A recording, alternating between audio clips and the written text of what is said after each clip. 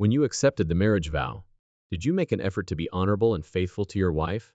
Yes, without a doubt. The royal family has continuously avoided discussing a matter that has been subtly hovering over the throne for many years. The world is preparing for a big change, now that King Charles has finally decided to speak up. The significance of his declaration, the timing of his remarks, and their underlying meaning are upending the monarchy itself. Is this the time we've all been anticipating? As King Charles, 75, finally shares details of his life that have long been kept secret, let's take a deeper look at his personal life. On November 14, 1948, during the reign of his grandfather, King George V, King Charles was born in Buckingham Palace. His father was Prince Philip, Duke of Edinburgh, and his mother, Princess Elizabeth, was still the Duchess of Edinburgh at the time. It's interesting to note that Charles is the first prince to be born via cesarean section. 3 younger siblings joined him throughout the years, expanding his family. 1950 saw Princess Anne, 1960 saw Prince Andrew, and 1964 saw Prince Edward. But on February 6, 1952, everything will change drastically. Following the passing of his grandpa, Charles's mother became Queen Elizabeth II, making him the heir apparent to the British throne. From England to Scotland, a multitude of royal titles accompanied this new position. As a young child, Charles was present for his mother's magnificent coronation at Westminster Abbey in 1953, which would forever be remembered as the start of her extraordinary reign. At the age of 5, Charles started receiving formal schooling from Catherine Peebles, a governess. But Charles once again made history in 1956, when he enrolled in West London's Hill House School, the first heir apparent to the throne to attend a regular school. Charles was not offered private tutoring at home. Instead, the school's headmaster encouraged him to participate in extracurricular activities like football, where he was treated equally to other students. Charles continued his education in 1958 at Chim School in Hampshire, where his father had also gone. He transferred to Gordon Stone, a demanding school in northern Scotland, 2 years later, in 1962. Reports of his being bullied and feeling miserable made his time there difficult. But when Charles looked back on his time at Gordon Stone, he realized that he had learnt a lot in spite of the challenges. Despite the fact that some of the accounts of his encounter were a little over the top, Charles attended Timbertop, an Australian offshoot of Geelong Grammar School, for 2 terms in 1966. He recalled his time there with fondness and called it the highlight of his education. He even traveled to Papua New Guinea with his history teacher during this period. Charles returned to Gordon Stone and, like his father before him, was made head boy.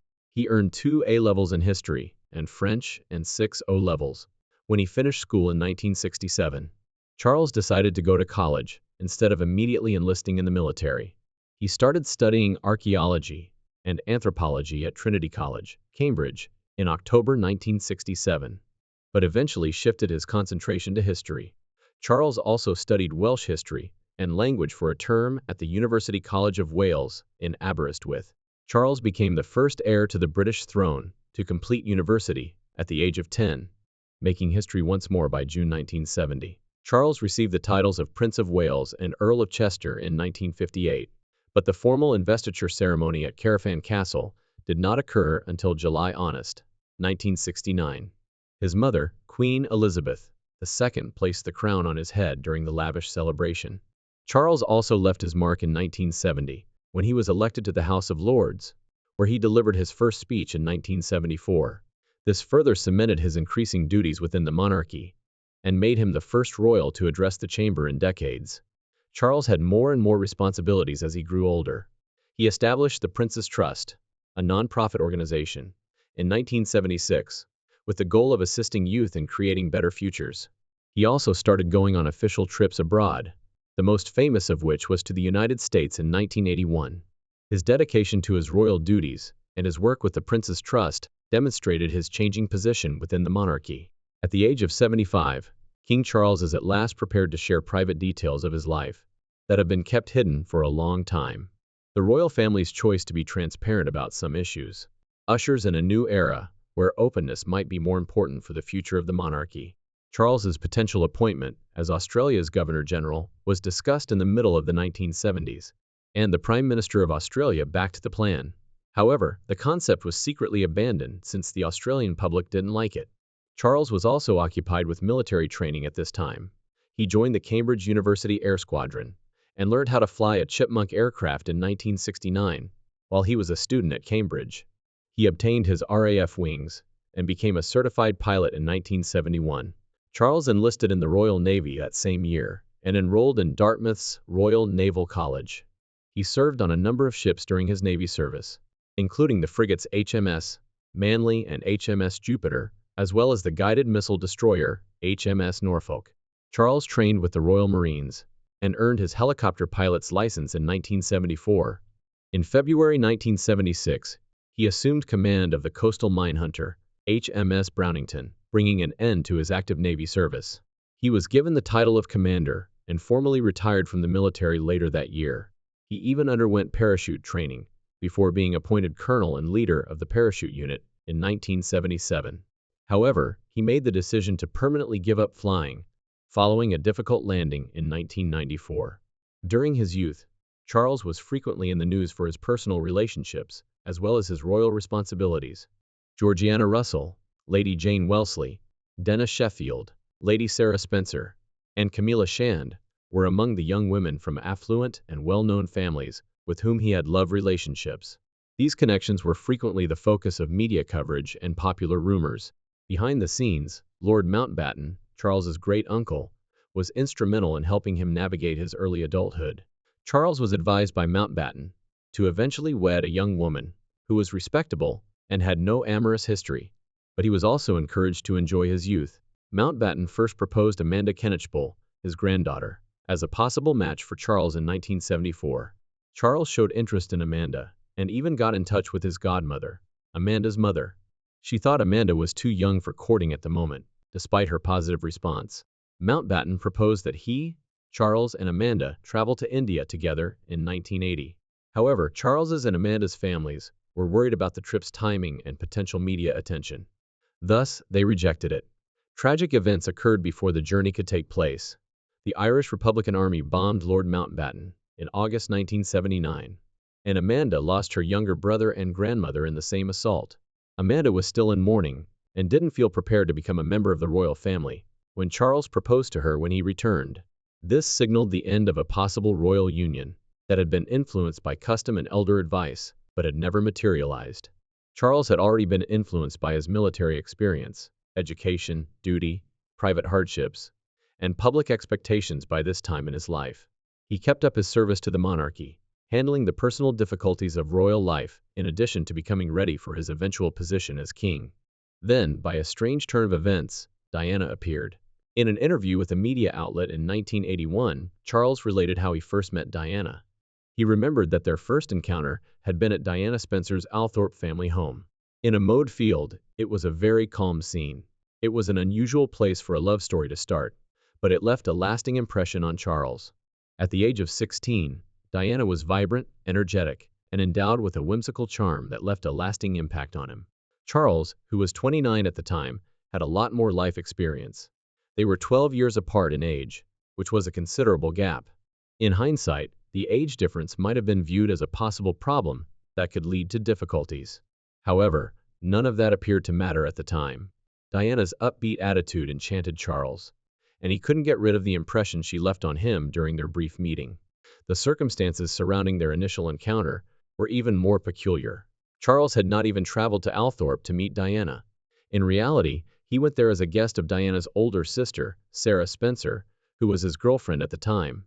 He saw Diana for the first time at a shooting party that Sarah had planned.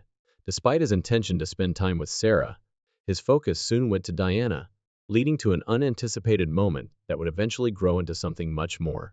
Charles asked Diana if she might show him the house's gallery during the celebration. It was a straightforward request, but for Diana, it became a memorable occasion. However, nothing happened right away following that interaction. Charles and Sarah kept dating, and they even went skiing together in Switzerland, where the cameras caught them laughing and having fun. The public's attention was on Charles and Sarah as a pair, and it appeared that any ideas of a possible romance with Diana had receded into the background. But then, things took an unexpected turn. Sarah Bradford wrote a biography in which she talked candidly about her relationship with Charles, saying she never had any real affections for him and had no intention of getting married. She and Charles's relationship ended naturally, as a result of her candid statement. Though nothing noteworthy occurred between them at the time, Charles and Diana soon met again during his 30th birthday celebration.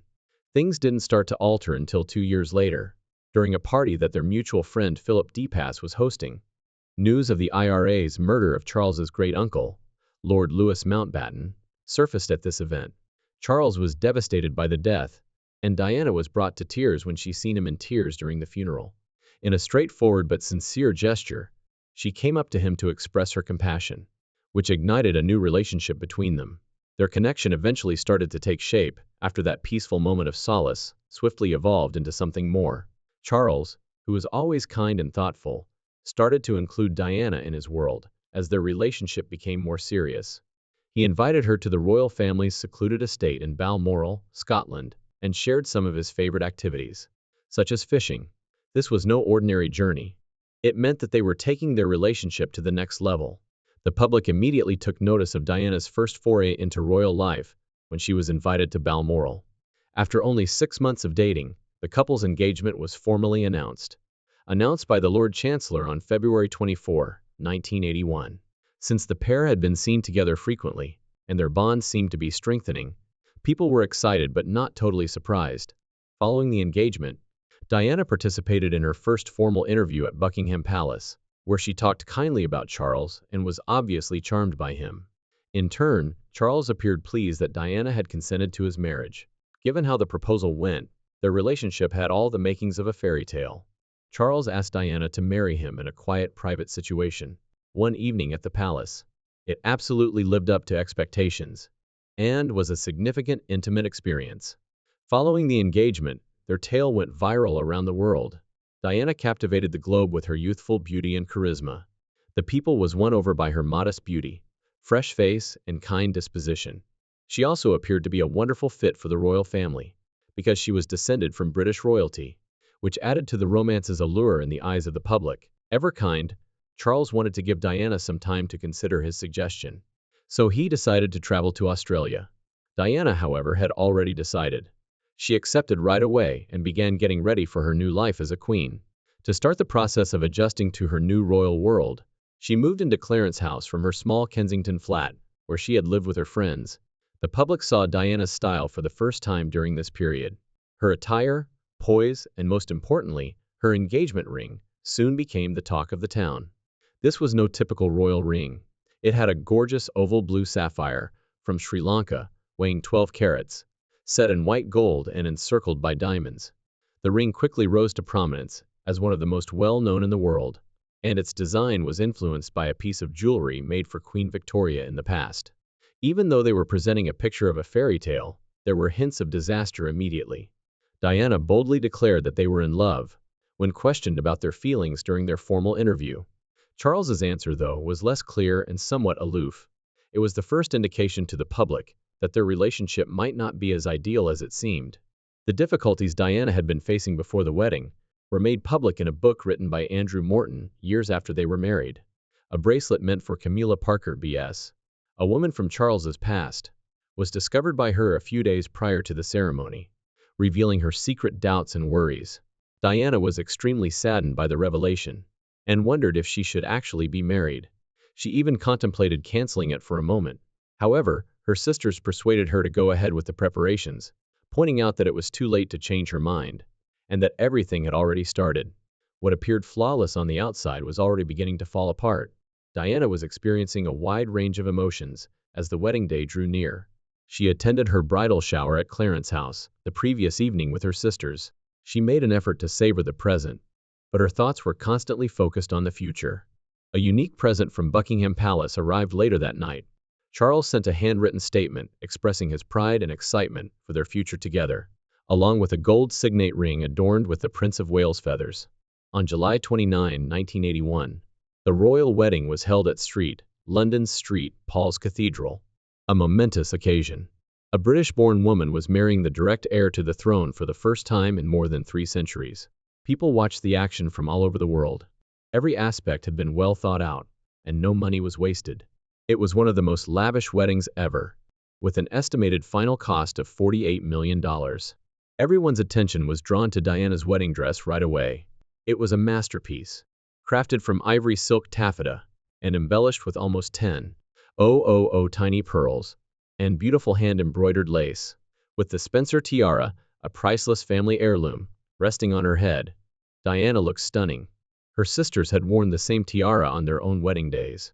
Diana looked radiant and happy, as if she were living out a lovely fairy tale, as she strolled slowly down the lengthy aisle. Even though the wedding was stunning, there were some unexpected moments. For the first time in royal wedding history, Diana dared to omit the word obey from her vows. Then there was a minor confusion. Diana inadvertently mispronounced Charles's name during wedding vows, pronouncing Philip Charles rather than Charles Philip Arthur George. The audience was rather agitated, but the ceremony went ahead without incident. The most notorious mistake was made by Charles following the vows. When he failed to kiss Diana, Charles also made the mistake of saying, "Thy goods" instead of "my worldly goods." But in front of 600,000 applauding spectators, outside Buckingham Palace, Charles at last made up for it with a tender and impromptu kiss on the balcony. One of the most recognizable pictures in royal history is that kiss. Just as lavish as their wedding, so was their honeymoon. They began with a 12-day sail on the royal yacht Britannia, during which they took in the tranquil beauty of countries like Egypt and the Greek islands. They then withdrew to Scotland's Balmoral Castle, where they slept in a peaceful and comfortable hunting lodge. Diana wrote to her secretary that it was a fantastic experience. It was a period of tranquility, a unique instance of personal happiness, before their lives were once more consumed by royal responsibilities. Diana accepted her new role with grace after they got back. She started going to royal functions with Charles, and she accompanied him for the first time at the state opening of Parliament. The pressure she faced increased along with her public responsibilities. Behind the glitzy facade, Diana was starting to face the harsh realities of her role. She wasn't only getting used to a new role, she was also getting used to a new existence that she hadn't quite expected. The public was delighted to learn that Diana was soon to get pregnant with her first child. Behind the opulent palace walls, Diana was quietly facing her own concerns. Despite the euphoria surrounding the royal couple's new chapter, she wasn't sure where she fit in and felt overtaken by the demands made of her. Diana felt emotionally alone since Charles failed to give her the support she much needed, because he was preoccupied with his work and personal affairs. Diana gave birth to her first son, William, on June 20, 1982. In contrast to the custom of royal births, which were typically more isolated and private, she decided to give birth to him at the Lindo wing of St. Mary's Hospital in London. In addition to deviating from royal tradition, which rarely involved dads in the birthing process, Charles was in the delivery room. To make sure Charles could attend, the scheduling had to be carefully adjusted to fit his busy schedule. Both parents were truly happy when William arrived, despite the difficult preparation. It seemed like a fresh start for a while, and Diana subsequently talked about how consoling it was to have Charles at her side during the birth. It brought them a level of intimacy that was uncommon in their marriage. There was new hope a few years later, as they were ready for the birth of their second child. Diana and Charles both looked forward to growing their family, even though their marriage was starting to show signs of weakness. Diana thought the growing distance between them may be healed by a new baby. Charles, however, was saddened to find out that their second kid would also be a male. In his heart he had wished for a female, maybe a future queen. Diana and Charles briefly felt closer after Prince Harry's birth, but the happiness was short-lived. Shortly afterward, Charles resumed his emotional detachment and resumed his affair with Camilla Parker. Diana did everything in her power to keep their family together and to save their marriage. However, things only got worse. She understood that nothing she did would alter Charles's feelings for Camilla. Diana was completely devastated and demoralized by his intense love for her. Their already brittle trust had been totally destroyed. Diana subsequently referred to the betrayal as the most agonizing event of her life. In spite of the grief, Diana persisted. She made the decision to speak with Camilla face-to-face in 1989 during a birthday celebration. In the hopes that addressing Camilla would cause Charles to recognize her suffering, she saw this gesture as one of the most courageous in her entire marriage. Unfortunately, her audacity didn't work as planned. Rather, the bond between Charles and Camilla became even more solid. A private phone call between Charles and Camilla was leaked to the media shortly after, sparking a scandal. The public was outraged by the Camilla Gate recording. It caused a media controversy by revealing their relationship's very personal and improper nature. Camilla was in the focus of a public outcry because she was still married to Andrew Parker, BS at the time. Her name was plastered all over the tabloids, damaging her reputation. In the end, Prince Charles spoke about the escalating controversy in a broadcast interview with reporter Jonathan Dimbley. In this infrequent display of candor, he acknowledged that he had remained faithful to Diana until their marriage had irreparably failed. It was a royal figure's shockingly candid admission. Not one to keep quiet, Diana also made the decision to speak up, providing her perspective in a compelling 1995 interview. She made it apparent that another lady had always been involved, and disclosed how unhappy and tense their marriage had become. Since the marriage had already devolved into a losing struggle with dashed hopes and crushed joy, it was a devastating admission. The royal controversy intensified shortly after Prince Charles made his long-rumored affair official. When Camilla and her husband Andrew Parker B.S. said they were divorcing, the media frenzy erupted. It was only made worse when it was discovered that Camilla and Andrew had been living apart for 2 years. This surprising revelation supported the widespread speculation that Prince Charles and Princess Diana would eventually part ways. New speculations about Diana's personal life also started to circulate, as allegations about the troubled royal marriage spread like wildfire. There were rumors that she was close to Army Captain James Hewitt, and that they had been in a love relationship for 4 years, beginning in 1986. Regardless of the veracity of these allegations, many interpreted them as Diana's reaction to Charles's treachery. The issue became one of the most talked about incidents in royal history, as the media held on to every detail. The announcement of Diana and Charles's formal separation on December 9, 1992, marked a significant turning point in the story. The royal couple had agreed to remain co-parents to their kids, William and Harry, despite their decision to divorce, according to an official declaration delivered by Prime Minister John Major in the House of Commons. As a sign that the matter had been resolved, the Queen endorsed this choice wholeheartedly. Hearing the news so widely publicized made the split feel final, genuine, and irrefutable, even if it had been expected for some time. A few months after their split, Diana and Charles were surprisingly spotted together once more. Both went to a public ceremony commemorating the 50th anniversary of the Battle of the Atlantic on May 30, 1993. Smiling and looking relaxed, they arrived together on the royal yacht Britannia. The people was astonished to see them side by side once more at the occasion, which was held inside the biggest Anglican cathedral in the world. Many started to believe that perhaps there was still possibility for reconciliation. There was a fleeting sense of togetherness established by their appearance. When Diana joined the rest of the royal family for the customary Christmas walk at Sandringham on December 25, 1993, it was the last time they were spotted together in public. Their lives started to take different turns after that. Diana devoted herself to a number of charitable projects and became very focused on her humanitarian efforts.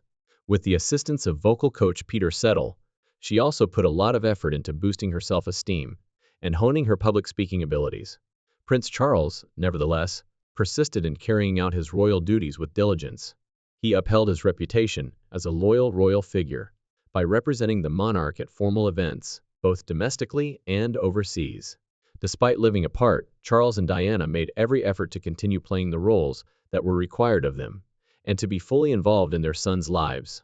Then a significant event occurred in December 1995. Diana and Charles received a secret letter from Queen Elizabeth II pushing them to have a formal divorce in order to complete their separation. The Queen's suggestion was a major turning point in the unfolding royal drama. It was an obvious indication that the matter had come to an end, and that the divorce process now needed to proceed. Diana's spokeswoman made an emotional revelation on February 29, 1996, just a few months after the royal split. Diana had decided to go ahead with the divorce, which was a tough choice. Diana handled the decision with amazing fortitude, even though it carried a lot of emotional weight. She stated that although she would keep the title of Princess of Wales, the road ahead would not be simple, and she made it plain that she wanted to manage the process with dignity. Diana and Charles met at St. James's Palace to start the difficult process of sorting out the specifics of the divorce. On the same day the news was announced. This was the start of 4 months of heated negotiations. They talked about everything from financial issues to custody plans for their sons, William and Harry, with their counsel. Despite the frequently heated conversations, both sides were committed to finding the most equitable settlement. An official agreement was made after a great deal of back and forth. Their 15-year marriage, which had previously enthralled the globe, came to an official end on July 15, 1996, when the court granted their divorce. This royal chapter came to an end when the divorce papers were made public a few weeks later. on August 28, 1996. After the divorce, Diana moved into a new phase of her life. The legal disputes had come to an end, but the emotional toll had not. She had a complicated mixture of sadness and relief. She was now facing an uncertain future after leaving one of the most well-known marriages in history. In private, she was having difficulties, even if she seemed calm in public. Diana confided in Sir Robert Fellows, her brother-in-law, about her inner anguish. Details of the deal were made public in the months following the divorce. The title that had once been so essential to Diana's identity, Her Royal Highness, would no longer be used. She kept her ties to the royal family, nonetheless, by continuing to be known as Princess of Wales. Charles was in favor of removing her HR title, which had caused controversy. The deal gave Diana financial security, even though the Queen had allegedly thought about letting her keep it. She was given $22.5 million, a one-time payment to guarantee her financial independence, and $600,000 a year to keep up her private office, which managed her philanthropic endeavors. Diana also maintained the jewels from the marriage and was let to stay at her residence, Kensington Palace, for many years. Additionally, she was still allowed to utilize the state apartments at St. James's Palace and Royal Plains for social and official events. Despite not having a formal royal position, these advantages enabled her to carry on with her public duties. Diana continued to be a strong and respected person, even after her marriage ended. She bravely and resolutely embraced her new life, while concentrating on things that were important to her. As she forged her own way while still carrying the burden of her past, her post-divorce journey was one of metamorphosis. Because of her compassion, her sense of style, and the profound humanity she gave to everything she accomplished, the world kept up with her narrative. How do you feel about Charles's strategy for his marriage to Diana? Please share your thoughts in the comments section. Please like and subscribe to the channel if you liked this video. Make sure to watch the other videos on your screen before you leave.